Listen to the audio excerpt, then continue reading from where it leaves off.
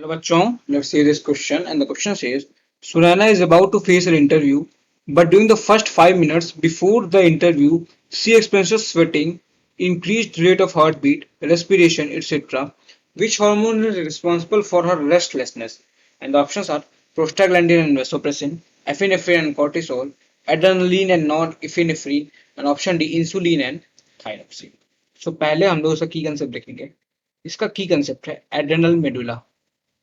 Key concept is adrenal medulla hormones. Adrenal medulla hormones. Adrenal medullary hormones. Medullary medullary adrenal medullary hormones. सो जो हमारा adrenal medulla है hormones, ये दो type के hormones निकालता है. Medulla part of adrenal gland, medulla part of adrenal gland, adrenal gland release करता है, रिलीजेस टू हार्मोन्स.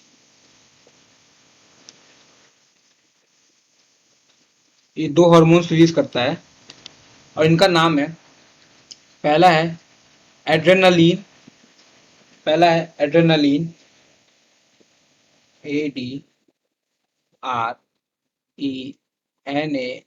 ADRENALINE, जिससे हम लोग बोलते हैं एपिनेफ्रीन. एपिनेफ्रीन.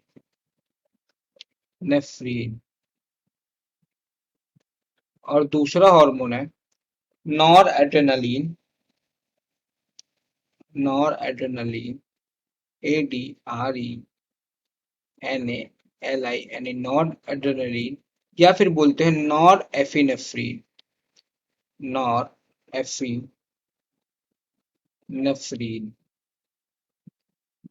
इन दोनों हार्मोन्स को मिला के बोला जाता है कैटाकेलोमाइंस. इन दोनों हार्मोन्स को मिला के बोला जाता है कैटाकेलोमाइंस. CA catecholamines, कोलामीन्स. और जो कैटेकोलामीन्स है दैट इज एड्रेनलिन और नॉन एड्रेनलिन, ये रिलीज होते हैं ड्यूरिंग इमरजेंसी कंडीशन. ये रिलीज होते हैं, released during emergency condition, during emergency condition, emergency conditions. और ये इमरजेंसी कंडीशन क्या हो सकती है? तो जब हम लोग कभी नर्वस हो जाते हैं, इमरजेंसी कंडीशन जैसे कि फियर, फाइट या फ्लाइट, या फ्लाइट, फाइट या फ्लाइट. सो इनके क्या फंक्शंस होते हैं हम ये देखते हैं. फंक्शंस देखते हैं कैटेकोलामीन्स के.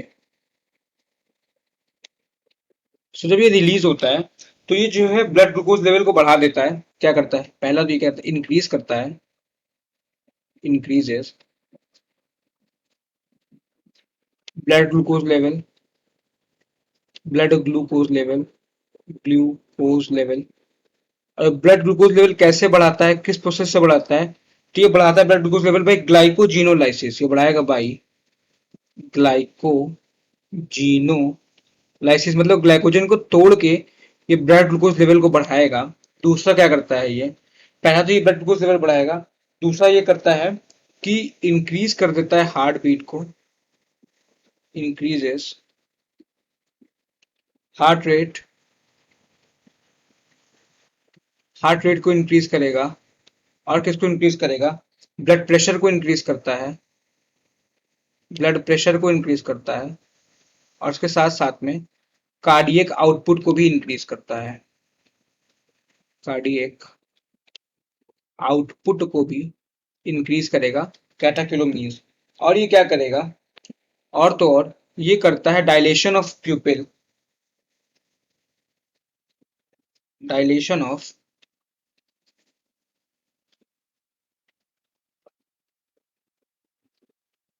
dilation of di dilation of pupil.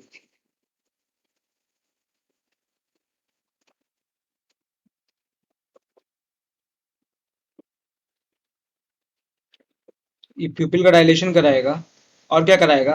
प्यूपिल का डायलेशन कराता है, ट्रेकिया का डायलेशन कराएगा, ट्रेकिया,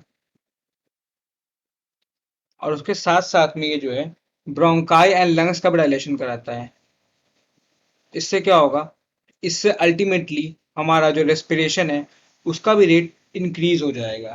तो ये कराता है हमारा catecholamine, that is adrenaline and not adrenaline, ये कराएगा।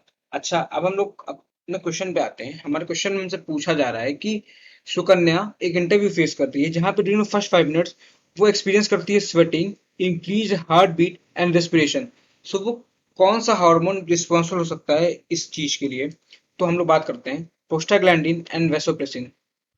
सो प्रोस्टाग्लैंडिन जो रिलीज होता है हमारा इंफ्लेमेटरी रिस्पॉन्सेज में, ये रिलीज होता है इन्फ्लेमेटरी रिस्पॉन्सेज में, इन्फ्लेमेटरी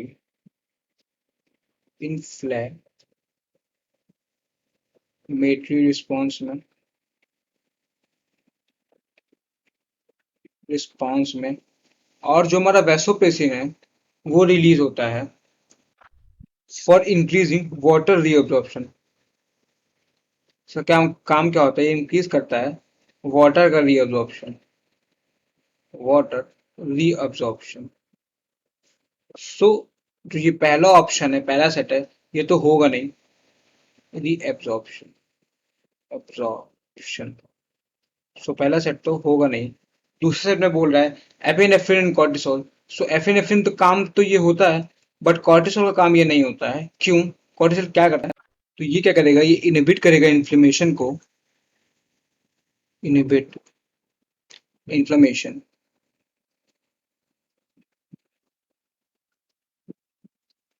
इन्फ्लेमेशन,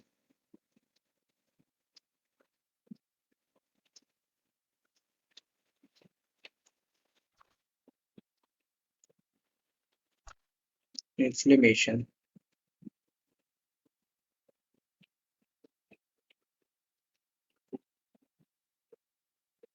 और एड्रेनलिन एंड नॉर एड्रेनलिन का तो फंक्शन बता ही दिया है कि ये स्ट्रेसफुल कंडीशन, इमरजेंसी कंडीशन में निकलता है।